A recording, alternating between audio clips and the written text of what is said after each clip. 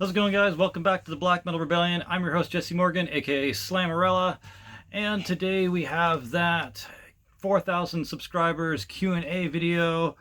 Only a couple of you actually sent in a couple of questions, and surprisingly, I only have about 10 to answer. So either you guys didn't watch the last video all the way through, or you just didn't have anything to ask me, which is very strange. So hopefully you guys will watch videos all the way through from now on, because there might be something at the end you might want to check out. Anyways, I do have about 10 questions here that I will be answering, and we're going to start off with one of my regular viewers, that being Nicholas Fernandez. He asks a couple of things. One, do you think that old shows should come back on Cartoon Network? And it's an easy answer. Of course they should, but the thing is, only the most profitable ones will make a return, whether it's based on nostalgia or viewer numbers from the last time they aired, or if they have a new project coming up which might benefit them from re-airing old shows. But yeah, of course, there's a lot of really good shows on the Cartoon Network that should probably be re-aired for the new generation to check out. Continuing on with that question, he asks, what was a few of your favorite childhood cartoons? And that would be, one of my biggest ones was Teenage Mutant Ninja Turtles, the old 85, 89, 85 to like, I don't know, mid 90s series, where they all had like their initials on their belts and all different colors and everything. And it was very campy and very, very silly, but I enjoyed it when I was a kid. I have all of the volumes that you can get on DVD now. My kids love that show.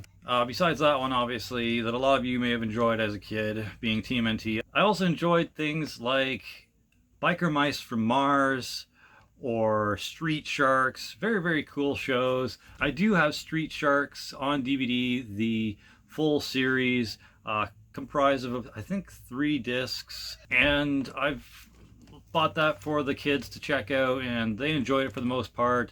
It is a little bit dated here and there, for sure. Same with the old TMNT stuff, but otherwise it's a great cartoon show. Biker Mice from Mars, I don't know how many seasons of that actually ran, but man, I would love to get DVD copies of that old show just to be able to go back and watch it again. It's probably nowhere near as good as I remember it, but I really liked the concept. The villains were really neat in it, and I don't even know if there's anywhere to stream it. So if you know a place that you can stream Biker Mice from Mars, that would be amazing, especially to go back and check it out now. And if you know anywhere I could get like legit DVD copies of those Biker Mice from Mars seasons, please also let me know. Another couple of ones that I enjoyed from the early days was the original Sonic the Hedgehog cartoon, the one where it kind of got a little dark, where Sonic's dad got captured by Dr. Robotnik. No, not fucking Eggman. I'm not calling him Eggman. It's Dr. Robotnik. If your kids can't pronounce it, fuck them. It's Dr. Robotnik, not Eggman. Anyways, the dark old Sonic the Hedgehog series where his dad turned into a robot and got captured by Dr. Robotnik and stuff like that. Shit went down in that early series.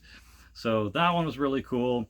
And another one that I don't think I've heard anyone talk about, and it might be a little lame of me to mention, but I enjoyed it, is Stone Protectors. Basically, this was a ridiculously exaggerated, testosterone-filled little boy show version of the trolls. Those little toy trolls you'd get with the little like gem in their belly and the big funky hair. Yeah, Stone Protectors was basically the hyper testosterone-filled boy show version of that, and I really enjoyed it. I don't know if anyone else has heard of that. Let me know if you've heard of that show in the comment section below. Let me know if there's anywhere you can stream it or buy DVDs of that. I would love to check it out and show my kids this stuff. But yeah, TMNT, Street Sharks, Biker Mice from Mars, Stone Protectors, and Sonic the Hedgehog, all amazing shows from my childhood. And the third question from Nicholas Fernandez is, what animes do you watch? Now, I could lie and say I watch Naruto and Bleach and Cowboy Bebop and Attack on Titans. I don't. I don't watch any of that stuff. I've tried to watch a couple episodes of One Punch Man.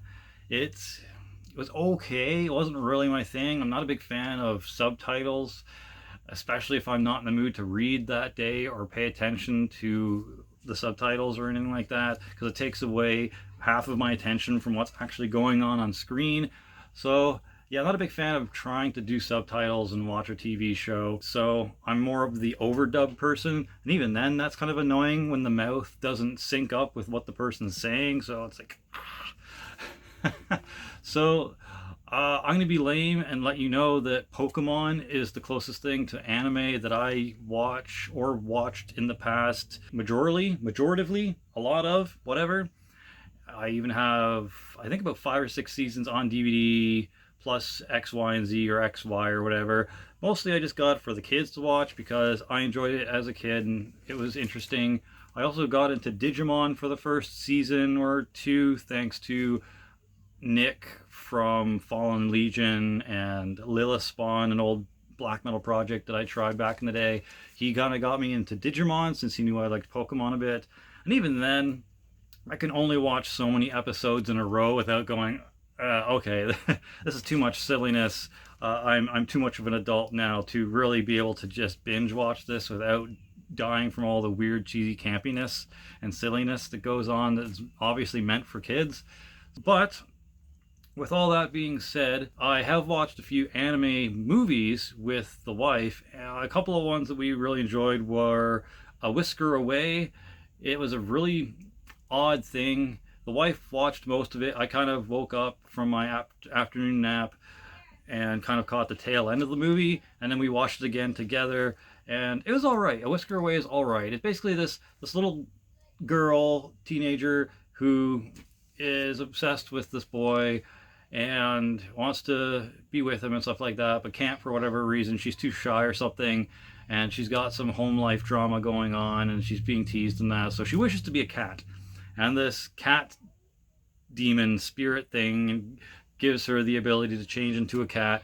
But little does she know, it ends up taking her soul away and transforming her more and more into a cat permanently.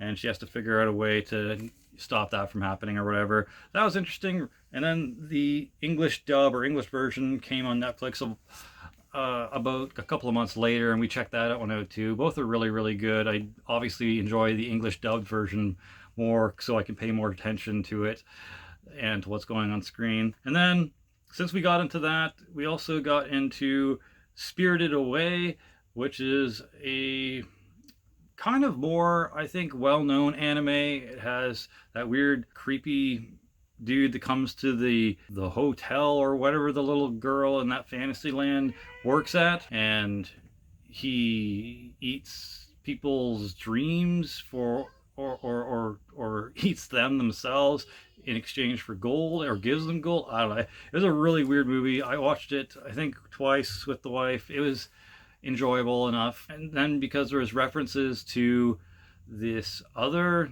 movie from some of the characters in it, we also watched My Neighbor Totaro, or Totoro. I can't pronounce it all that well, and the story's kind of weird. I can't remember too much from it. All I can remember from it is that this demon cat turns into a bus somehow and takes them to the hospital to visit the mom at the end of the movie. I don't know. But either way, those are some animes I've watched. All right, the next couple of questions comes from one of my good buddies in the United Rebel Alliance, Azeg's Abyss. The first question he asked is, which band or solo project was your favorite experience and why? And that would be a pretty easy answer, and that would be my very first band, Kier. It was a pop punk band with the odd kind of Black Sabbath riffs, sped up with Green Day and Blink-182 style lyrics added to it. And being the first band, it'll always hold a special place in my heart because it was with my family at the time, and it slowly incorporated different members of our friends group here and there over the years as well. We never did any like super official shows or anything. It was mostly just playing in our basements and our living rooms, and like 1 or 2 live shows at East Beach in Bowmanville, Ontario. We did one show at Lord Elgin Public School, and one of the teachers recorded it for us, but I don't know where the tapes went or anything like that. And I think they cut off my head for half of the show. But yeah, it was fun. It was a crazy learning experience. We recorded 2.5 albums and 2 demos, technically 2 demos and 2 EPs and 2 albums altogether with Kier. So the K demo, Better Than a Kick in the Pants, the Just a Boy maxi single EP, and then our first album was basically all 3 of those compiled together to make The Quest for Eternity.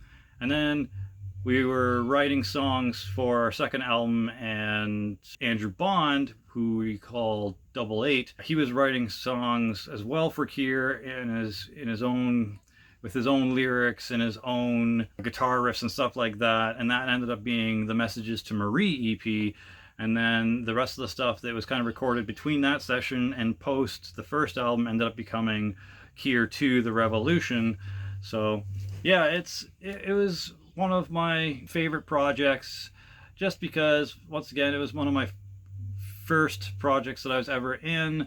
We had a lot of fun during band practice. We had a lot of fun writing the songs, a lot of good memories of hanging out and being in that band, as well as the experience of recording the songs too, just made everything kind of neat. It's just a shame that it didn't get to go beyond just band practices and like a couple of live performances at the beach where we lived, where only our friends and family kind of came to show up for and watch, and the one graduation day show at Lord Elgin in Bowmanville. So yeah, it's a shame that didn't continue on and get bigger and do like actual shows at venues and stuff, and become a more seasoned punk project.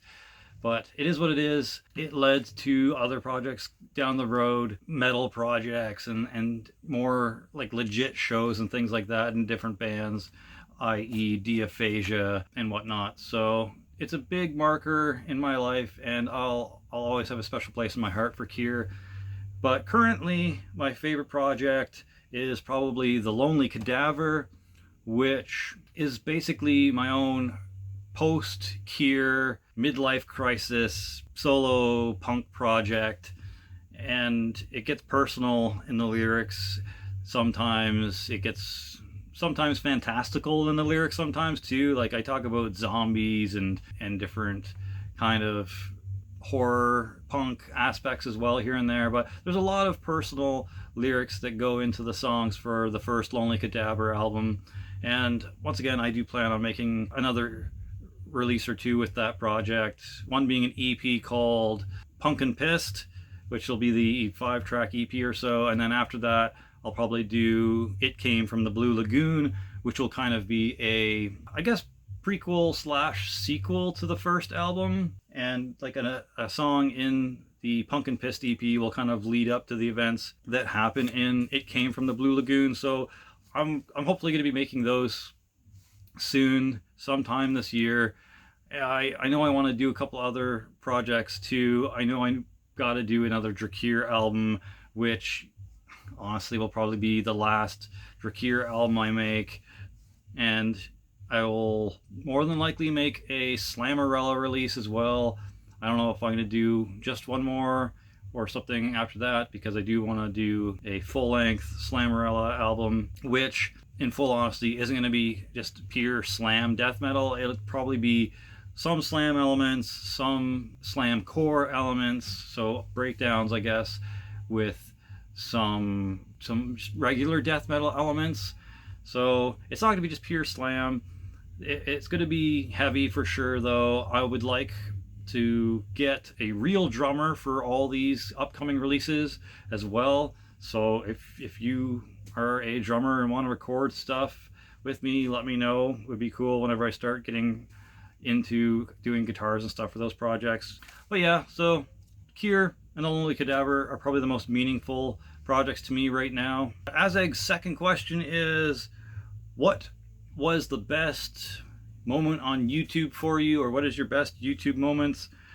The obvious one is going from like 100 or 200 subscribers up to, 1,000, 1,500 subscribers over a weekend, basically.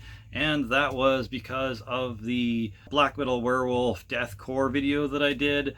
A lot of Black Metal Werewolf subscribers popped over, watched the video, and then subscribed because of that. And that was really cool. I wasn't expecting to semi blow up from that. I didn't expect to jump from 100 to over 1,000 subscribers in, like I said, a weekend.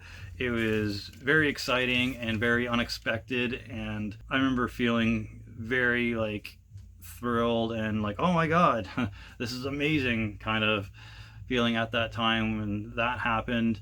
I could go to the YouTube, oh, I can't remember the name of the site, but basically you go to the site and it live tracks your subscriber count going up and up. And that was the first time in my YouTube history of being able to actually actively watch it go up a subscriber every minute or two. And I was like, holy fuck, this is awesome. So that was definitely a big one for me, hitting my first like mini subscriber breakthrough boost at that time. Another big moment that I have to say I enjoy with YouTube is discovering a new niche channel on here and just being completely enthralled with it. I can't really name too many, but Game Theory for one. I just remember discovering that and going, oh, awesome. There's all this nerdy research done on video games and theories about what's going on in these video games and this and that. And then the subsequent channel, Film Theory, and how MatPat breaks down different ideas he has about all these films and shows and video games and stuff like that. So discovering niche channels that really have these cool interests really get me excited, because then there's something new to kind of binge and get obsessed with for however many videos I end up checking out. And that's the same for pretty much any type of channel like that, whether it's like Game Theory or one of my friends getting on YouTube and making their own channel, like yourself, Azeg. That was really cool when you decided to start doing videos of your own again, and we could reminisce over the stuff you've discovered and talk a bit in the Rebellion about what new videos we're coming up with. And that's the third thing that I would like to bring up about what I really loved about YouTube. And a big moment for me was when the United Rebel Alliance first started out with the kind of, I guess, live streams that we started doing back in the day, and getting fellow metal YouTubers to get on there and chat about different things within the metal community, whether it be the hot topic of the day in the metal world of like some sort of like drama or crazy thing that was going on, or the new albums that we were highly looking forward to, or what upcoming albums were going to be coming that we didn't know about, and but the other one of us would inform the group of, and we could all get stoked together and be like, oh sweet, yeah, I'm definitely going to be looking forward to that. And just kind of that back and forth of mutual appreciation for heavy music and new artists to discover, and kind of being the backbone for each other when one of us decided, I don't know if I want to do this anymore, I don't know if I want to record videos anymore or be a YouTuber anymore. We would always be there and be like, look, you might get some assholes in the comment section or trolls, just don't worry about it and keep pushing forward. Or my family and my living situation isn't the greatest right now. I don't know if I'll be able to continue with videos after I move or get this sorted out.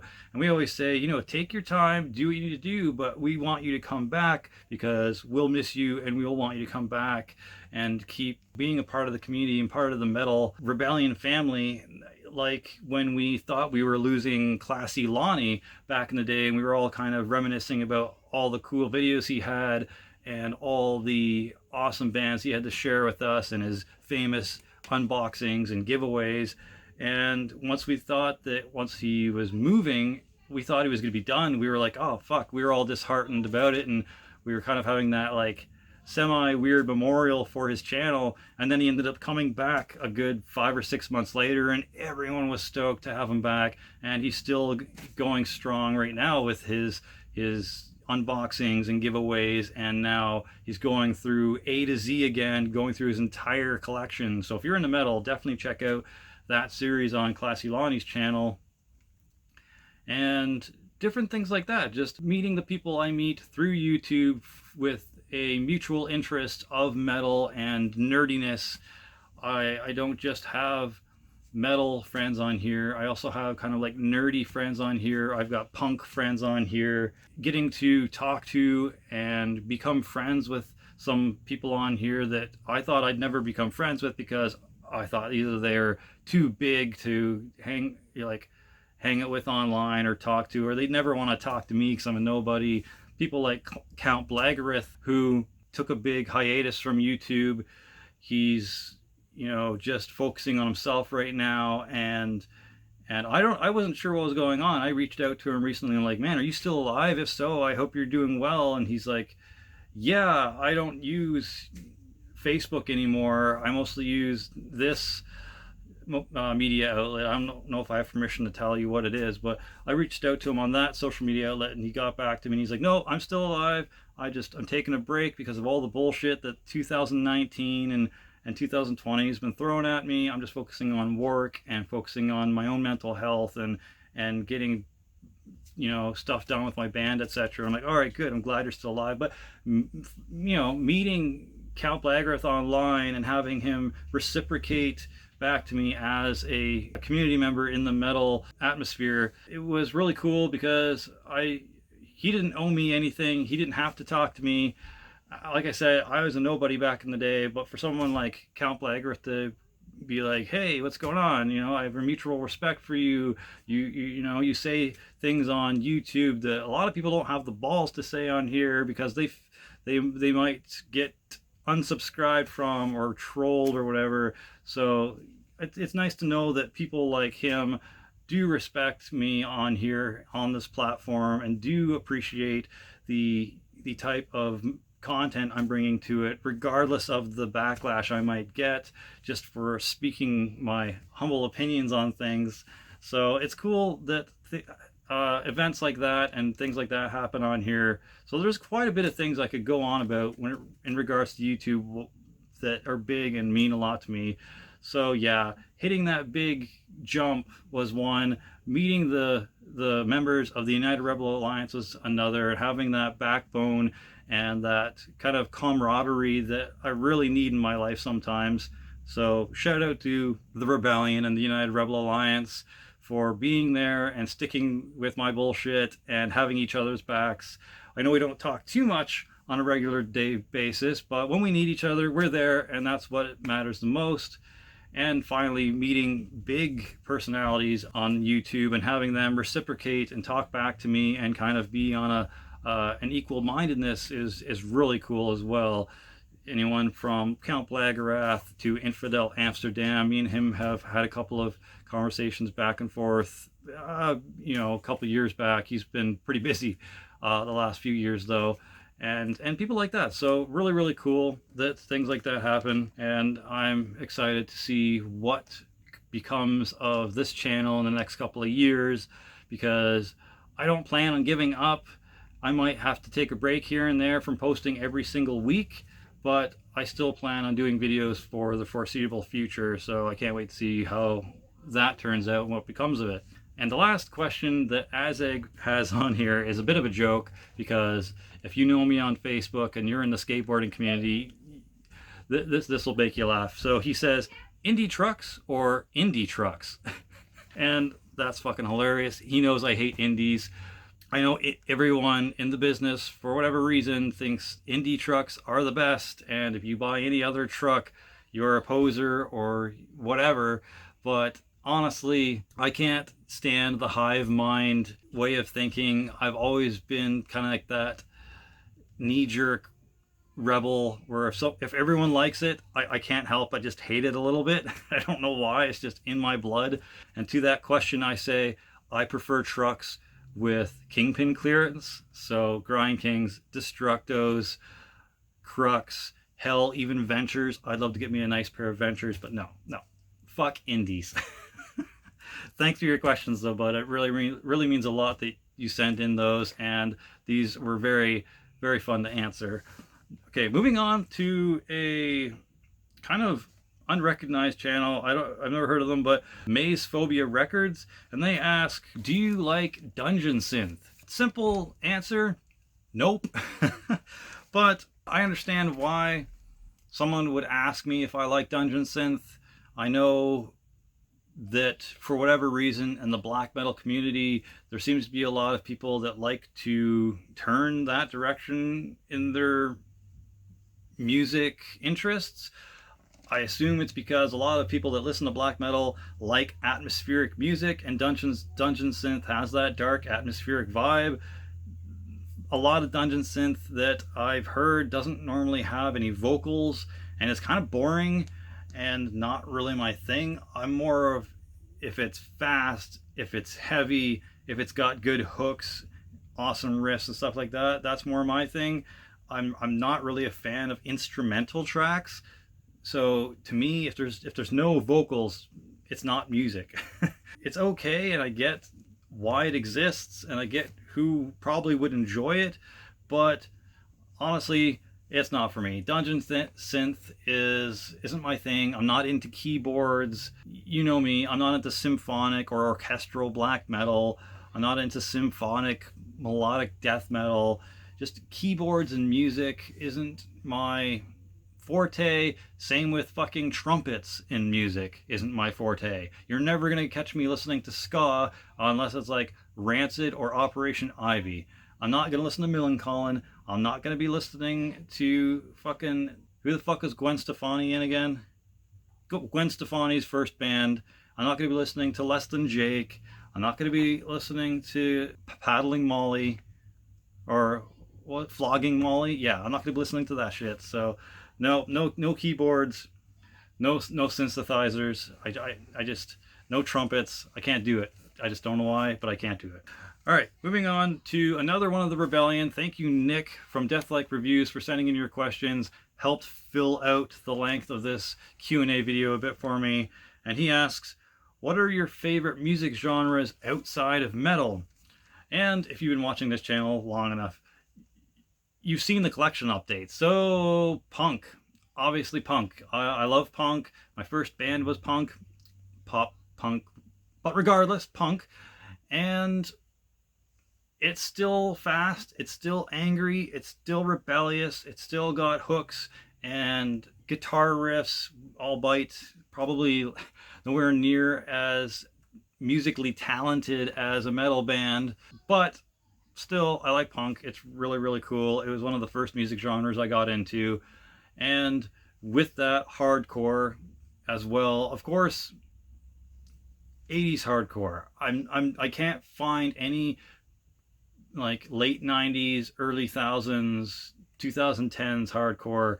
It all just sounds like macho-y, tough guy bullshit that has the same 6 or 7 riffs. I don't know. I can't get into the modern hardcore stuff.